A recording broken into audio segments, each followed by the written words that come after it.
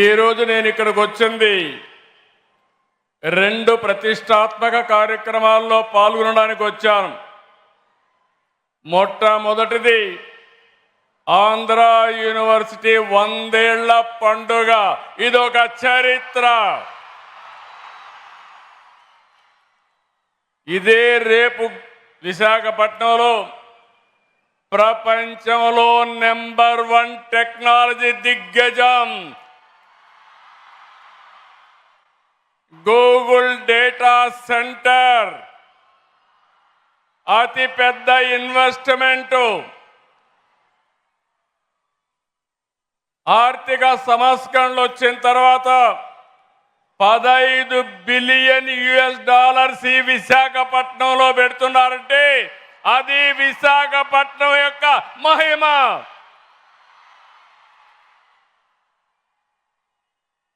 అయితే గూగుల్ కంటే ముందు ఆంధ్ర యూనివర్సిటీ ప్రపంచాన్ని విశాఖపట్నానికి తీసుకొచ్చింది.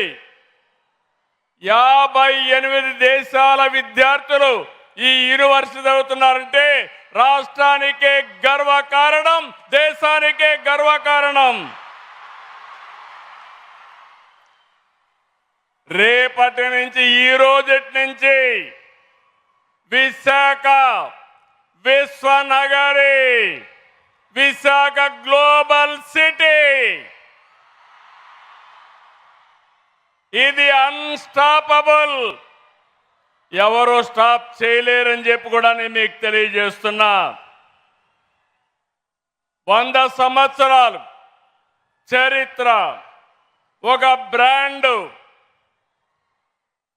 మనకు ఆంధ్రప్రదేశ్ విడిపోయిన తర్వాత ఎక్కడ పెట్టాలి కేబినెట్ మీటింగ్ అంటే ఎత్తుక్కుంటూ ఆంధ్ర యూనివర్సిటీకి వచ్చామంటే అది ఆంధ్ర యూనివర్సిటీ యొక్క ప్రత్యేకత. మనకు 53 యూనివర్సిటీలు ఉన్నాయి. అన్నింటికీ ఏయునే దిక్చూచి, ఏయునే లీడరు. స్వాతంత్ర పోరాటం కంటే ముందే ఈ యూనివర్సిటీ వచ్చింది.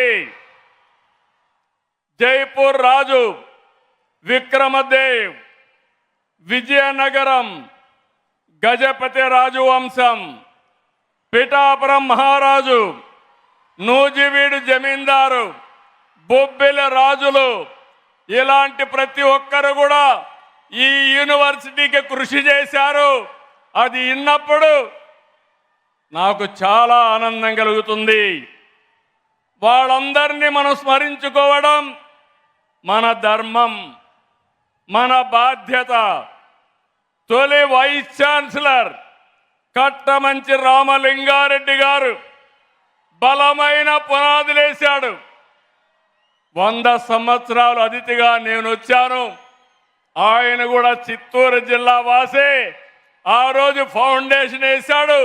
నేను కూడా చిత్తూరు జిల్లా నుంచి వచ్చి 100 సంవత్సరాల ఉత్సవంలో అతిథిగా పార్టిసిపేట్ చేశాను. రెండో వైస్ ఛాన్సలర్ సర్వేపల్లి రాధాకృష్ణ గారు భారతదేశ రాష్ట్రపతి అయ్యాడు. ఈరోజు మన ఉపరాష్ట్రపతి సిపి రాధాకృష్ణ గారు, వాళ్ళ తండ్రి గారు సర్వేపల్లి రాధాకృష్ణ గారికి అభిమాని. అందుకే వీరికి కూడా సిపి రాధాకృష్ణ అని పేరు పెట్టారంటే ఆయన ఈరోజు ఇక్కడికి వచ్చాడంటే ఇదొక చరిత్ర. ఇలాంటివన్నీ కూడా చాలా జరుగుతూ ఉంటాయి. కేవలం చదువు చెప్పడమే కాదు, తెలుగు వైభవానికి కూడా ఏయు కృషి చేస్తూ ఉంది. విద్య సాహిత్య రంగాల్లో ప్రముఖుల్ని కళా ప్రపూర్ణ అవార్డుతో గౌరవించారు. ప్రపంచంలోనే ఎంతో మంది నాయకుల్ని తయారు చేసినటువంటి స్థలం ఏ యూనివర్సిటీ గడ్డ. రాజకీయ నాయకులు, ఉద్దండులు ఇక్కడే వెంకయ్య నాయుడు గారు ఉన్నారు. ఇక్కడి నుంచే పోరాటం చేసి ఈరోజు భారత ఉపరాష్ట్రపతి అయ్యారు. చాలామంది ఇండస్ట్రీ ప్రముఖ పారిశ్రామికవేత్తలు ఇక్కడే ఉన్నారు. మోహన్ రెడ్డి గారు, పక్కనే మల్లికార్జునరావు గారు, లారస్ సత్యనారాయణ లాంటి వాళ్ళు చాలా మంది ఉన్నారు. ఇంకొక పక్క అకాడమిషియన్స్, ఇక్కడి నుంచి వచ్చిన వాళ్ళందరూ వైస్ ఛాన్సలర్స్ అయ్యారు. చాలా ప్రపంచంలో యూనివర్సిటీలో ప్రొఫెసర్స్గా పనిచేస్తున్నారు. ఈరోజు యూనివర్సిటీ చూసినప్పుడు NAC A++ ఉంది. ఇది 30 వరకు ఉంటుంది. ఇంకో పక్కన మీరు చూస్తే NIRFలో 41వ ర్యాంక్ ఉంది. అదే సమయంలో పబ్లిక్ సెక్టర్లో చూస్తే 5వ ర్యాంక్లో ఉంది. నేను ఈరోజు ఒకటే మిమ్మల్ని కోరుతున్నాను, యూనివర్సిటీస్ అంటే నేషనల్ స్ట్రాటజిక్ అసెట్స్, ఇవన్నీ దీన్ని కాపాడుకునే బాధ్యత మనందరిపైన ఉంది. ఇక్కడ ఛాన్సలర్ గవర్నర్ గారు ఉన్నారు, వారిని మనస్ఫూర్తిగా అభినందిస్తున్నాను. ఈరోజు అన్ని యూనివర్సిటీలో విద్యాశాఖ మంత్రి గవర్నర్ గారు అత్యున్నతమైన ప్రతిభ ఉండే వ్యక్తుల్ని వైస్ ఛాన్సలర్స్గా ఎంపిక చేస్తున్నారు. దీనికి మనస్ఫూర్తిగా ఒక ముఖ్యమంత్రిగా వారిని అభినందిస్తున్నానని మరొకసారి మీకు విజ్ఞప్తి చేస్తున్నాను. ఈరోజు 64 కోట్ల విలువైన ప్రాజెక్టుని ప్రారంభించుకున్నాం. AU I factory, networks lab, experience సెంటర్ని, తీర ప్రాంత వాతావరణ పరిశోధన టెస్ట్ బిడ్ని ప్రారంభించుకున్నాం. 112 కోట్లతో 9 ప్రాజెక్టులు ఈరోజు శంకుస్థాపన చేశాం. Girls hostel, boys hostel, central mess, vice chancellor బంగ్లా, క్యాంపస్ బ్యూటిఫికేషన్, కాన్వకేషన్ హాల్, అంతర్గత రోడ్లు, లైటింగ్ పనులు కూడా ఇచ్చేసాం. అదేవిధంగా ఆంధ్ర యూనివర్సిటీ ఈరోజు 3 ఒప్పందాలు కూడా చేసుకున్నారు. University of Florida, Indian Institute of Tropical Meteorology, అదే మాదిరిగా ఇంకొక MOU కూడా 3 MOUలు చేశారు. నేను ఒకటే మిమ్మల్ని అందరినీ కోరుతున్నాను, మొన్నే నేను 76 సంవత్సరాలని కొంతమంది అన్నారు, కానీ నేను 76 సంవత్సరాలు కాదు, 26 సంవత్సరాల ఆలోచన ఉండే వ్యక్తిని మీకు అందరికీ విజ్ఞప్తి చేస్తున్నా. ఒకప్పుడు ఐటీతో ప్రారంభించాం, హైటెక్ సిటీ కట్టాం, నాలెడ్జ్ ఎకానమీకి దోహదం చేశాం. ఈరోజు data centre, AI, quantum computer speed కూడా క్వాంటమ్ స్పీడ్లో ఈ గవర్నమెంట్ ముందుకు పోతుందని మరొకసారి విజ్ఞప్తి చేస్తున్నాను. ఇప్పుడే మీరున్నారు, సచిన్ గారు ఒక మాట అన్నారు, ఆయన జీవితంలో ఆయన తండ్రి ఏ విధంగా ఇన్స్పైర్ చేశారో చాలా స్పష్టంగా చెప్పాడు. ఇక్కడుండే విద్యార్థులకి, పూర్వ విద్యార్థులకి అందరికి విజ్ఞప్తి చేస్తున్నా, రోజులు మారాయి. సాధారణమైన వ్యక్తులం అసాధారణమైన శక్తిగా తయారయ్యే శక్తి సామర్థ్యం మనకుందని మరొకసారి మీకు విజ్ఞప్తి చేస్తున్నా. నాలెడ్జ్, ఇన్నోవేషన్, టెక్నాలజీ, స్టార్టప్ల కాలం, దానిపైన దృష్టి పెట్టండి. యూనివర్సిటీ అంటే కేవలం డిగ్రీ పట్టాలు ఇచ్చే విద్యా కేంద్రాలే కాదు, సమాజాన్ని ప్రభావితం చేసి ఆవిష్కరణలకు వేదిక కావాలి. పారిశ్రామిక రంగానికి యూనివర్సిటీ అనుసంధానం కావాలి. అప్పుడే మిమ్మల్ని అందరినీ కోరుతున్నా, మీరు ఉద్యోగం చేయడం కాదు, 10 మందికి ఉద్యోగాలు ఇచ్చే శక్తి మీకు రావాలి. దానికి సహకరించడానికి ప్రభుత్వం సిద్ధంగా ఉందని మరొకసారి విజ్ఞప్తి చేస్తున్నా. అందుకని వైస్ ఛాన్సలర్ గారు కోరుతున్నాను, ఏయూకి బ్రాండ్ ఉంది.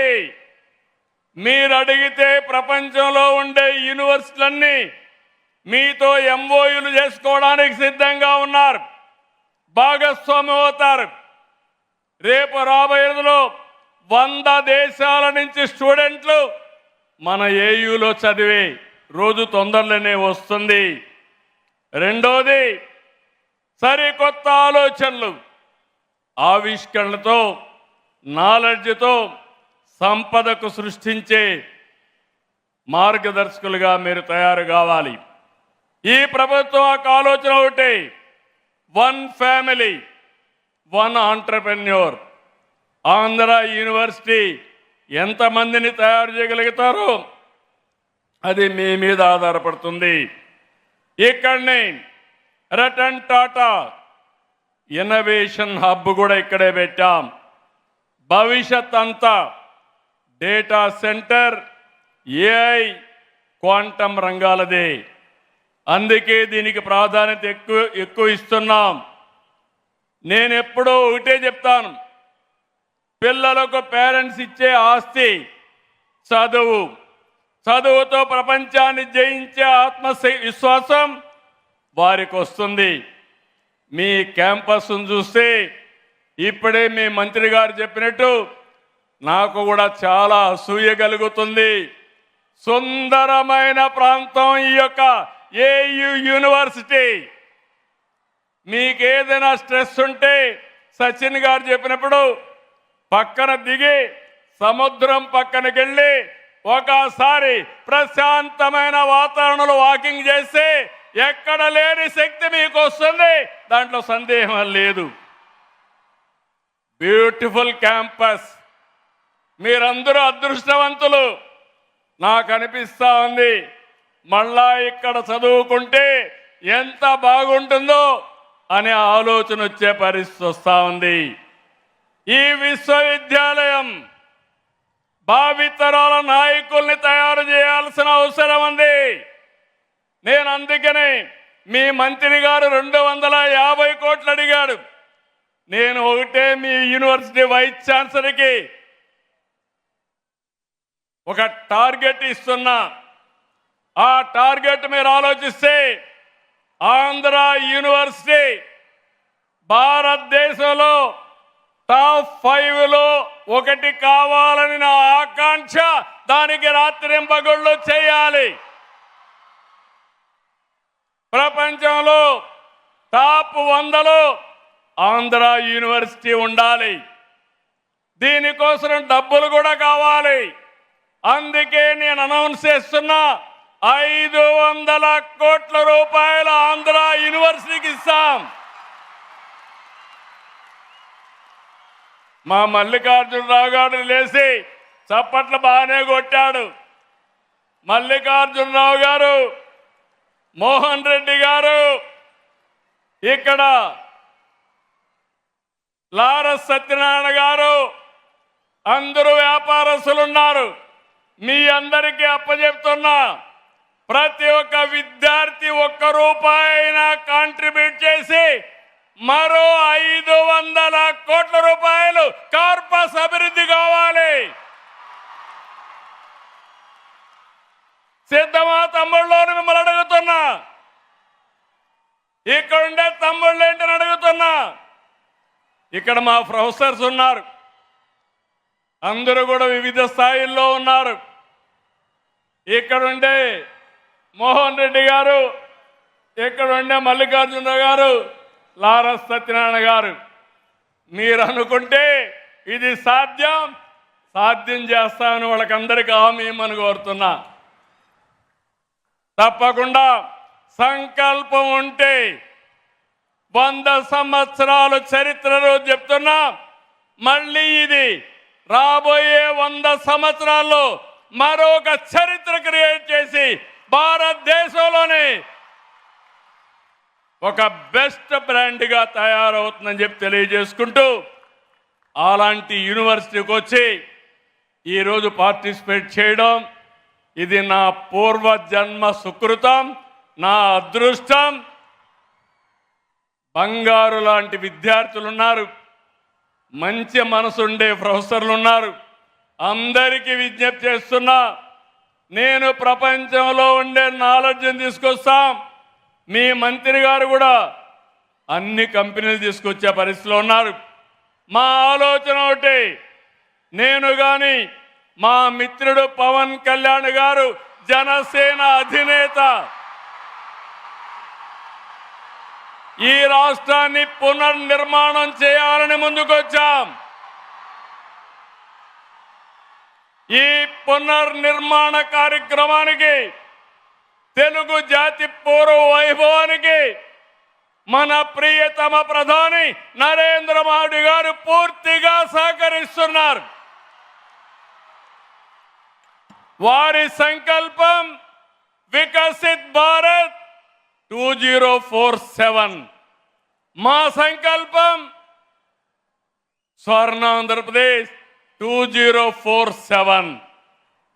2047కి ప్రపంచంలోనే నెంబర్ 1 జాతిగా తెలుగు జాతి ఉండాలనేది మా సంకల్పం.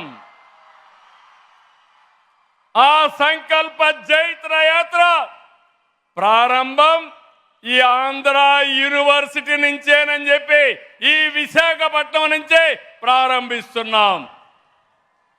పనిచేసే బాధ్యత మాది, డైరెక్షన్ ఇచ్చే బాధ్యత మాది, అన్ని విధాల సహకరించే బాధ్యత మాది. దీన్ని నిరూపించే బాధ్యత ఇక్కడుండే మీదేనని మరొక్కసారి తెలియజేసుకుంటూ అందరికీ మనస్ఫూర్తిగా అభినందనలు.